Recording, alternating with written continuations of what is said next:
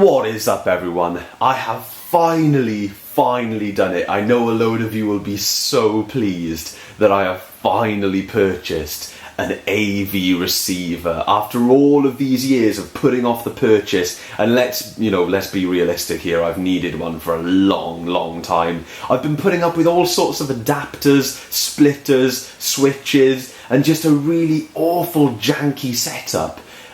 Where all along I should have just really taken the plunge and bought one of these. So I'm going to explain the entire story in Home Entertainment Setup Video Part 3, which will be out in the next week or two.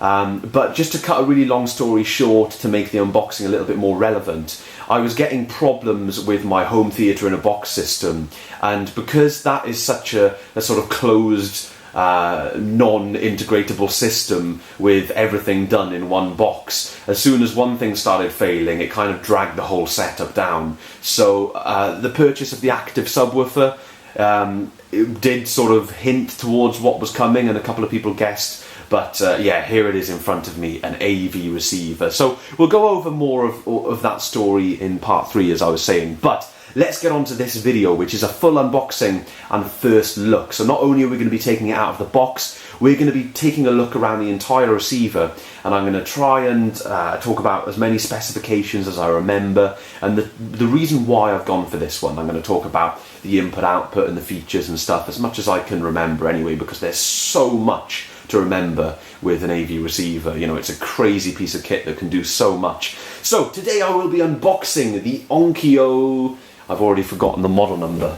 It is the Onkyo TX-NR709. So let's dig right in. First of all, this is, unlike the subwoofer, a eBay purchase. Now, AV receivers are extremely easy to come by on eBay, and the prices are fantastic.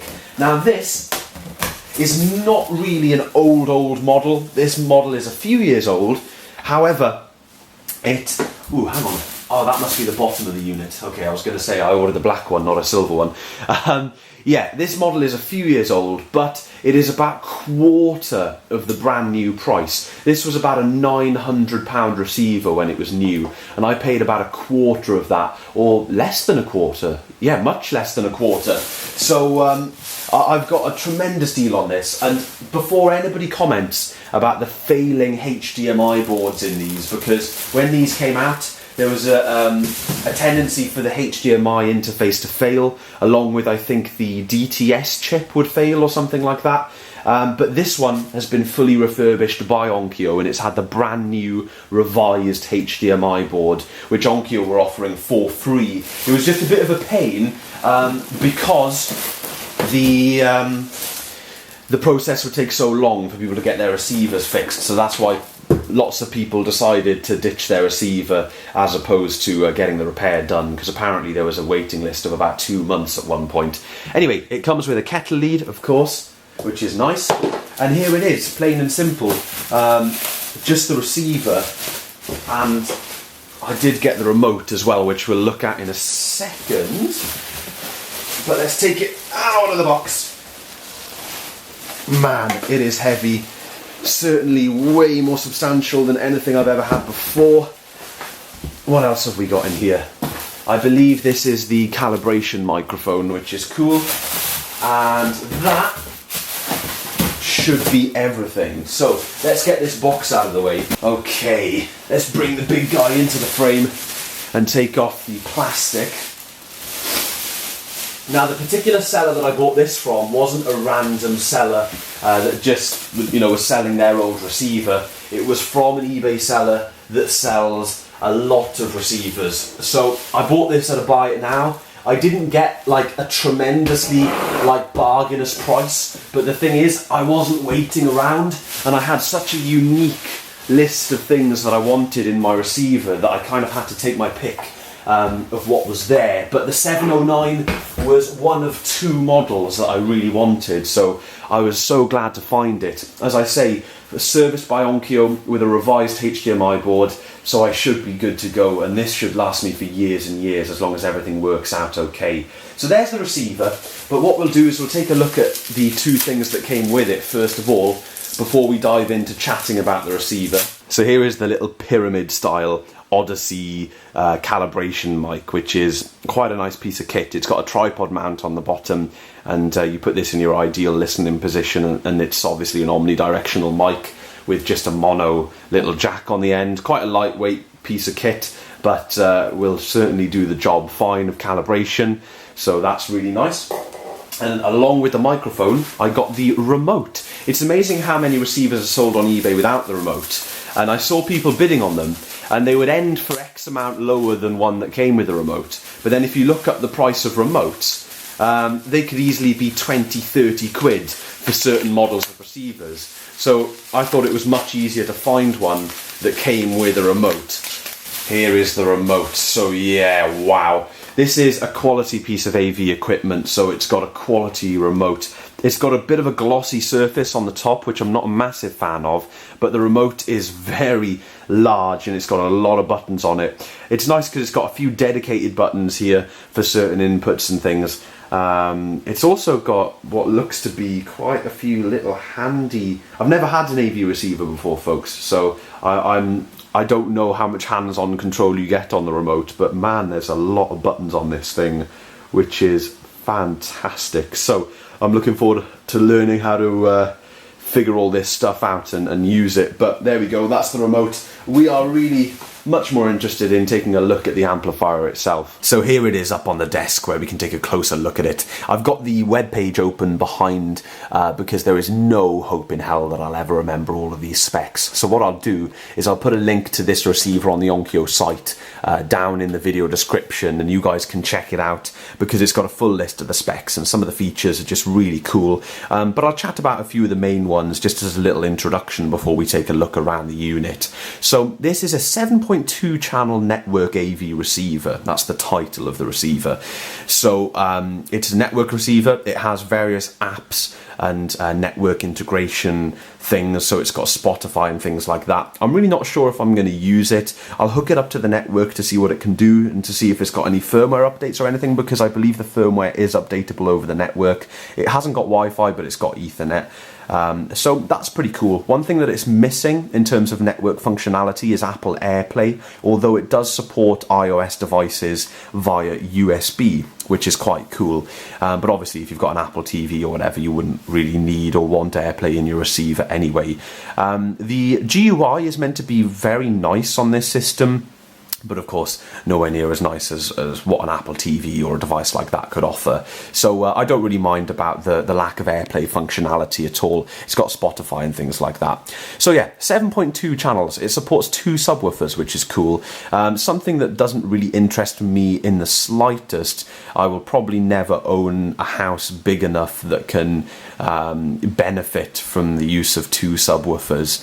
But as I said, this is a fairly high-end piece of kit, or a high mid-range AV receiver, you know, almost £1,000 when it was released. So the people that would be buying this would maybe want 2 subwoofers, so that's why it's got the 7.2. And obviously being 7.2, it supports Dolby 7.1, Dolby True HD, DTS, HD, Master Audio, all the latest and greatest in terms of all that. Of course, not counting Dolby Atmos. This is not an Atmos receiver, it's a few years old now. It's got the THX certification, which is very cool, although I doubt my home system could be THX certified with my cruddy speakers, but I'll update them over time. I'm plugging this into the Samsung speakers for now, I'm afraid, folks. But yeah, over time I will upgrade. It's just all a money thing, and you know, you've got to weigh up pros and cons of these various things. So it's got all the bells and whistles in terms of the Dolby stuff and the DTS stuff. In terms of power, it says on the website that this can give out 160 watts per channel at 6 ohms. So I think an 8 ohm load, it would be like 110 watts per channel or something like that. Very powerful box anyway, much more power than I would need. I didn't buy this for the powerful amp. I bought it for the features and the connectivity. So it does support 3D, which is really nice, 3D via HDMI. It also supports 4K upscaling. So it definitely is a modern piece of kit, very modern for someone like me, and it will definitely be the hub and heart of my my entertainment setup from now on. Although I'm not using anything that's 3D or 4K yet, you never know one day, you never know. Although it does seem a little bit far away for me considering my TV is 720p, but there we go. So we're going to take a little quick look around. We're going to focus most of our energy on the back, but first let's take a little look at the front. So you've got the classic AV receiver design, power button on this side, volume knob on this side, which is illuminated, and it feels very nice actually, quality piece of kit. Big screen in the middle to display all the information, as well as function buttons here and here, all hidden quite well, which is nice. Generally a clean looking bit of kit. And then down here we have some connections. We've got a headphone connection, which is really nice, and something that is not to be ignored, because it's something that I've never had on my setup, and late night gaming will really benefit from this, especially in the winter when I don't want to disturb anyone in the house. That's one thing that my previous unit was missing. Next up, we have a front panel HDMI, which is a nice addition for modern camcorders. Over here we have, by the way, that's a sign of things to come. If you think that it's cool having HDMI on the front, you wait till you see the back. Next up, we've got a composite in on the front, which is interesting that they're still putting it there, but handy for older camcorders, I guess. Next up, USB, as I was saying, connectivity with iPhones, iOS devices, so iPads, iPods.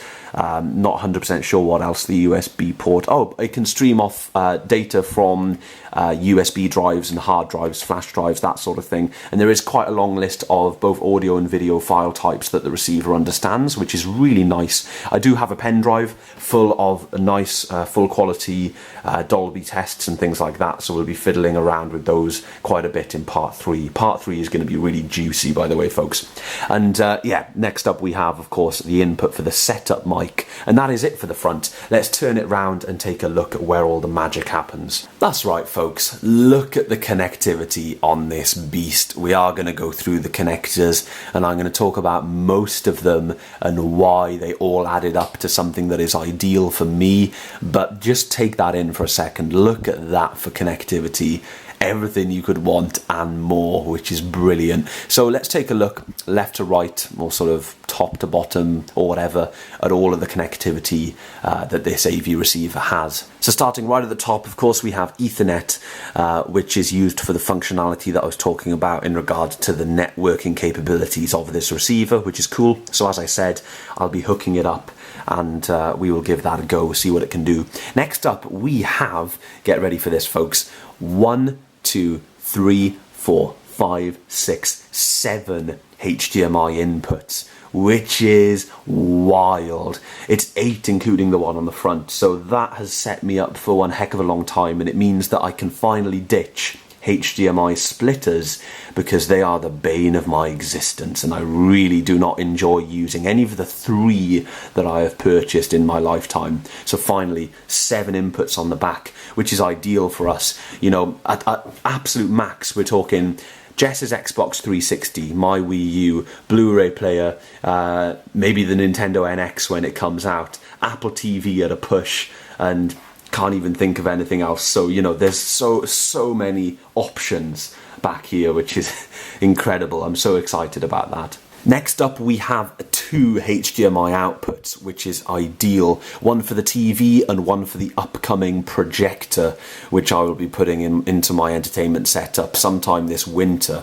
It's kind of one of my winter project plans, which I have, so very handy there. Coming over, we have a VGA input for PC in, as it says on the top, but I like to call this these days the Dreamcast connector. So my Dreamcast will be able to hook straight into this and look pretty damn good through native VGA on this receiver, which is sweet. Of course, if you were connecting a PC these days, you'd connect it via HDMI, but yeah, PC input, VGA, which is sweet, and of course the AC inlet, the standard kettle lead there, with notable no earth prong, because this is a class 2 device. So on the side here we have our standalone audio inputs, our digital inputs, so it gives you 3 coaxial inputs and 2 Toslink inputs, which is cool. Obviously I'll be using one of those for my TV, because although this receiver does support HDMI return audio channel, my TV does not, as it's quite a bit older, so my TV will need to still be connected via Toslink, but that's no big deal. deal at all. It's nice that they give you 5 digital inputs just in case you're using something that doesn't have HDMI but it has digital audio, so I'm a big fan of that. So over here we have this universal port, this big chunky port, which I know one use of this. The Onkyo did make an Ipod dock, a little bit like the universal dock, that had this connector on the other end, and you could dock in your iPod at the front so that you didn't have to plug it in via USB. And I believe there may be a few more Onkyo devices that use this port, but I'm not 100% sure. But I don't have the Ipod dock. I'm not even sure if they made a lightning version. It was probably just 30 pin back then.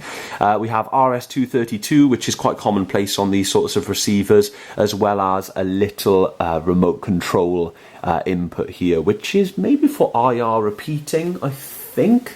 I believe that is the case. So if this is in a rack somewhere, or in a cabinet or a cupboard, which is often the place of these types of pieces of equipment in certain home theatre installs, and you want to put a little IR repeater under your TV screen or under your projector screen, I believe that's where you plug it in. Not 100% sure on that, but it could be. I definitely know that capability is around here somewhere.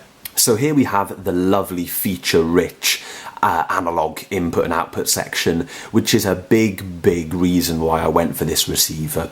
So let's take a look left to right. We have got the phono input, so phono left, right, and a ground post, which is obviously for your turntable. Next up we have TV/CD. This is obviously a line level input.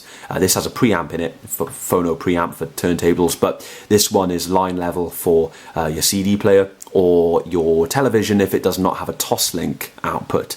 Some TVs didn't, but they've normally got phono out, so this is how you get your sound from your Freeview or your TV into the receiver. Next up we have PC RCA left and right, which is of course to go with that VGA port that I showed you guys earlier. Next up we have 2 dedicated sets of composite or S video with their RCA audio inputs. So for me this will be N64 number 1 and N64 number 2, which is sweet because I can finally ditch my S video switch. So this is one of the biggest reasons why I went for this receiver. It's still got S video, which means that I can ditch that stupid switch, and it's got plenty of them as well, which is nice. So 2 inputs there. Next up we have a VCR section, so an input and an output, which is great for recording. This is where I'll hook up both of my Betamax and my VHS VCRs, and the reason I'll be doing that is because the way they're wired at the moment is they're both wired using SCART into a SCART splitter, a very nice SCART splitter that doesn't give me any troubles.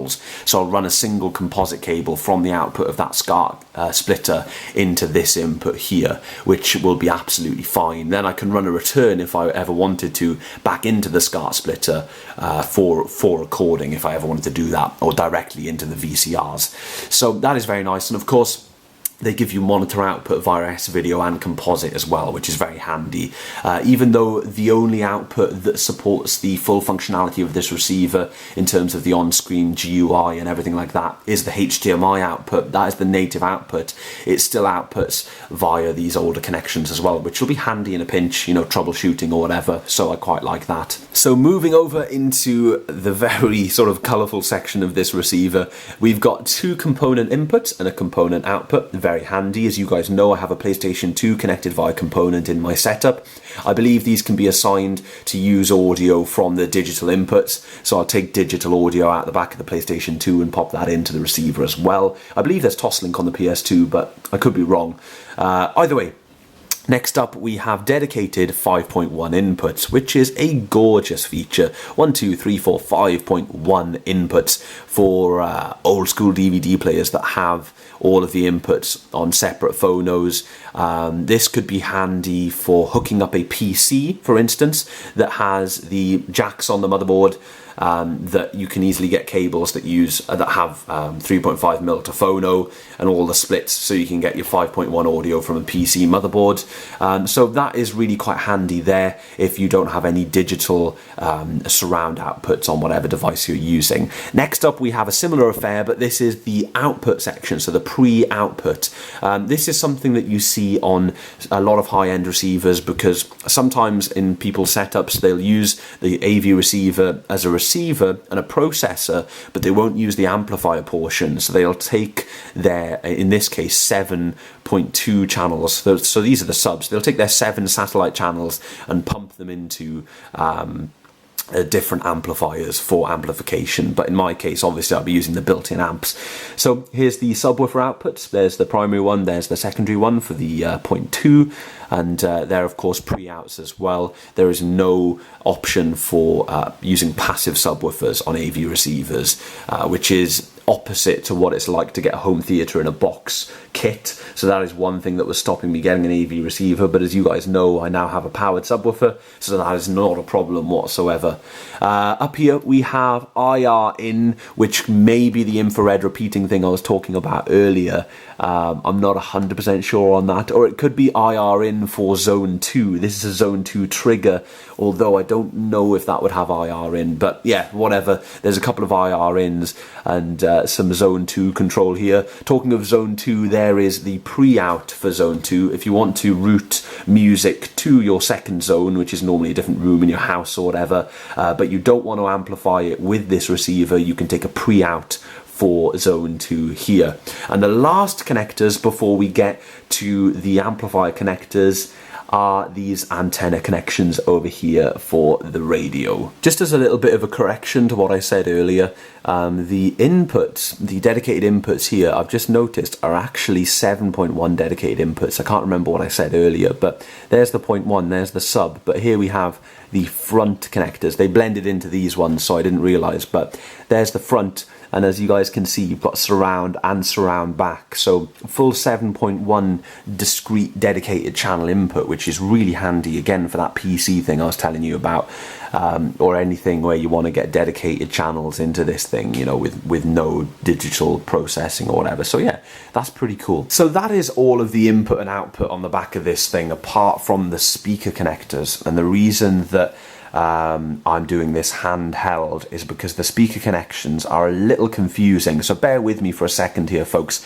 because the reason that this gets quite confusing is because not only is this a 7-channel output system, it also has the capability to output a powered zone 2 if you so desire. So there's the pre, it also has an amp for zone 2, and it also has that new revision of Dolby Pro Logic where it'll add like front height speakers and stuff. It'll try and extract height information from the audio and stuff. I'm not really interested in any of that, you know, as good as it may be for some people. I'm only really interested in what is actually part of the Dolby spec, you know, and not much beyond 5.1 to tell you the truth, folks, especially in a room of my size. So taking a look, the first and most easiest thing to understand is, of course, the center output. That remains a constant.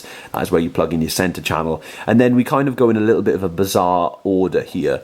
But here we have the surround left, which remains a constant, as well as the surround right. So they are the surrounds that you would use for 5.1, and of course the main surrounds for 7.1. But here is where things start to get a bit confusing. Apart from these remain a constant as well, front right and front left. So it's quite easy for 5.1. So you've got 1, 2, 3, 4, 5, and they don't double up. They don't do any second duty. They are always front left right, rear left right, and center. But it starts to get confusing when you have front high left, and you've got front wide left / zone 2, then surround back. So surround back and surround back right, so left and right, they're dedicated for 7.1s. These are the ones that get confusing with the different functionality. As you can see, they incorporate the height and the wide and the zone 2. Same thing over here, but I won't be fiddling with any of that. And it'll all be assignable in menus anyway, but I'm literally going to be using 5.1 and maybe one day 7.1, which has dedicated outputs, which I didn't even notice before. So that's really cool. There's the amplifier section. There is the back of this thing. I am quite out of breath now. So there it is, folks. A total beast. I cannot wait to hook this up and give it a go. It's going to be a little while before I can plug it in and try it out, because it's going to be such a process to rewire rewire the whole system. I'm looking forward to it, but I kind of need a dedicated day to do it. And also I've got a big project that I need to do before embarking on this, which will take a good few days. So expect to see part 3 of the entertainment setup in the next week or two, maybe probably about in the next 2 weeks. And it's certainly going to be worth the wait, because it is the upgrade that setup has been crying out for a long time. And one of my favorite things I'm looking forward to is ripping out those adapters and splitters and switches and all of the junk that I needed to make it work before, and ripping out all the low quality home theater in a box sort of included speaker cable and replacing it with nice speaker cable and things like that. The only thing that's getting me down a little bit is, although I've purchased a nice sub, I still don't have nice surround speakers, but all that will come in the future. I was very happy with the Samsung system, so I don't want to get too ahead of myself, because it's kind of like a bug, you know. Once you start buying this stuff, you can kind of get into a rut of keep upgrading your stuff. But if I'm happy with the sound of the system, which I think I really will be, the only speaker that I can see myself upgrading soon is the center speaker. I like a little bit more grunt in my dialogue, something with a bit more sort of realistic, you know, a bit of a wooden cabinet and a bit more of a footprint, so it sounds a bit beefier. But yeah, other than that, all of that is a discussion for part 3 anyway. But I wanted to show you guys that I bought a receiver. I wanted to show you guys the model that I went for. Again, it's got a revised HDMI board, so none of the problems that plagued these when they came out is affecting mine, which is nice. And it looks to be in really nice condition. Of course, used but reconditioned by Onkyo, and full of features that I'm going to use. And full of features that I'm not going to use as well, because it's amazing what all these things can do. Anyway, I better have a bit of a lie down after this, because going through those inputs and outputs has really sort of spun me out. So I'll see you guys in the next video. Thank you very much for watching.